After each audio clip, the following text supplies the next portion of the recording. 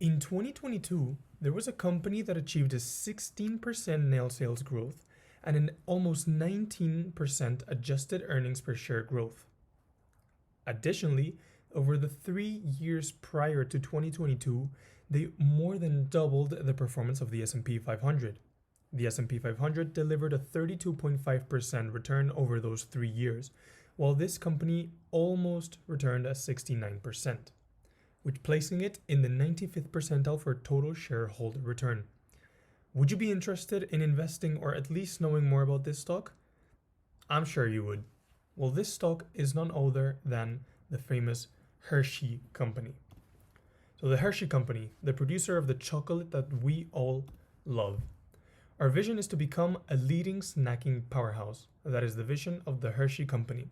So Hershey is a global recognized leader in the chocolate and confectionery industry, which I'm sure the majority of us know and love their products. And it is actively expanding its market presence in international and emerging markets. Nowadays, it has more than 100 brands around 80 countries. So this company focuses on innovation and diversifying its product lineup to adapt to changing customer preferences. For example, nowadays it's coming with healthier snacks or following the circular trend of on-the-go snacks. Additionally, it has an incredibly long-term history of paying dividends with their consistent cash flows, which is something we look for in quality companies. So for the financial analysis, just comparing their key ratios that we like to check. First of all, the return on capital employed is a very good 19%. Remember that anything here above 15% is considered good, the higher the better. Their profit margin is 43%, which is very good, and their operating margin is 20%, which again is incredibly solid for a company of this size. Their interest cover is 16 times, which means that it is in a pretty good situation regarding its liabilities and its ability to cover their interest with the income they produce. And they have a cash conversion of over 100%, which won with 113%, meaning that the Hershey company is incredible at converting their net income into free cash flows. So a quick fundamental analysis of this company. It has low liability risk. It has an extremely solid balance sheet.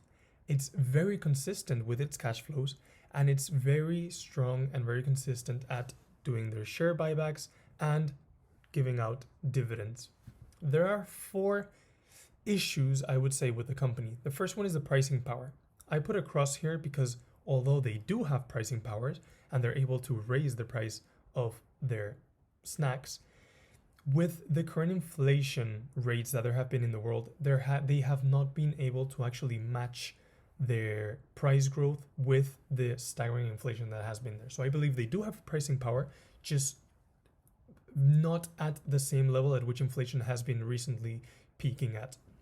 And although they have good free cash flows and good revenues, I believe that their growth rates are somehow limited.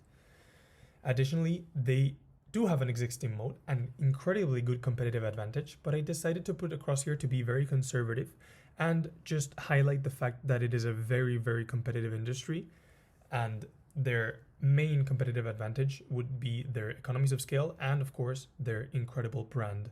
But I put these 4 just to be a little more conservative on the analysis of the stock. In the long-term analysis, they are very good at innovating products, and they are extremely good at, right now, focusing on geographical expansion. As we said, they have more than 100 brands over 80 countries, so they are currently trying to expand into the remaining countries, just checking which ones would be more profitable to invest in first. And the main, of course, is that they are actually following some secular trends. They are making healthier snacks and healthier confectionery products.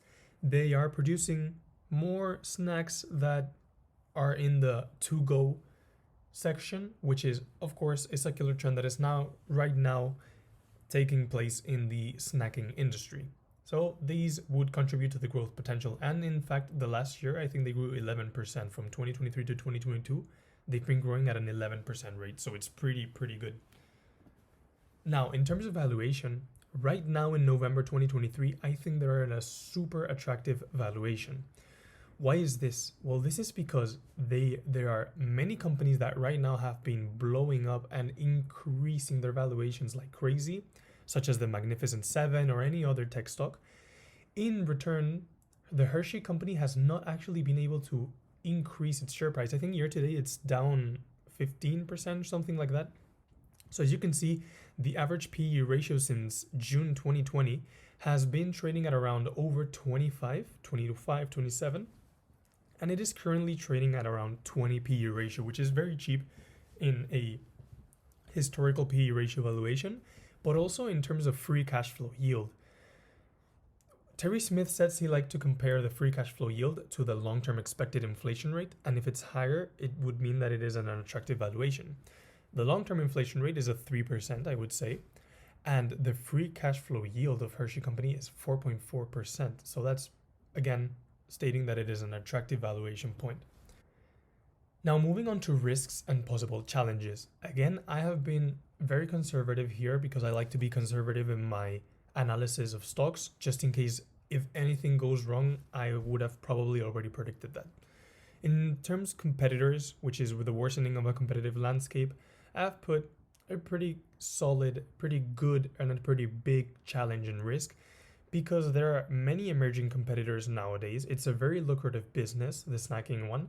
There are many changes going on right now in the environment with healthier snacks and on-the-go snacks. And I believe that this is a big challenge because Hershey will have to stay on their tippy toes, innovating and making the best use of their brand to overcome this. In terms of regulatory changes, I don't see any big regulatory changes happening nowadays, only with the sugar contents in their snacks. In terms of performance, again, this is a company that has met, and not only met, but destroyed any earnings estimates that there have been in the past.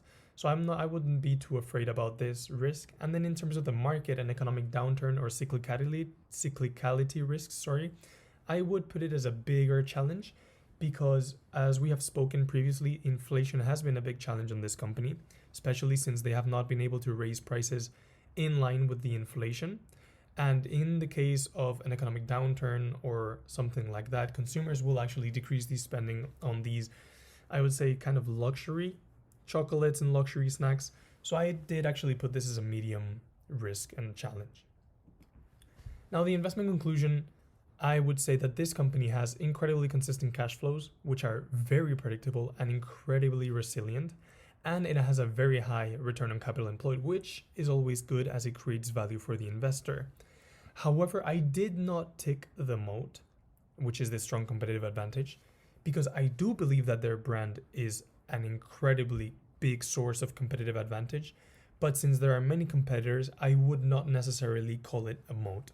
So I would say that this is not a great company, but I believe it's a good company at an attractive valuation, which in the future could possibly provide high returns. Just remember, these are videos I make for myself to force myself to analyze different stocks. These should not be taken as financial advice. I am not a financial advisor. Anyways, said that, thank you for watching. This has been the cash flow compounder. As always, you can join the free Patreon in the link below for extra content. And if you click the link in the bio, you can get a free stock by registering into Trade Republic.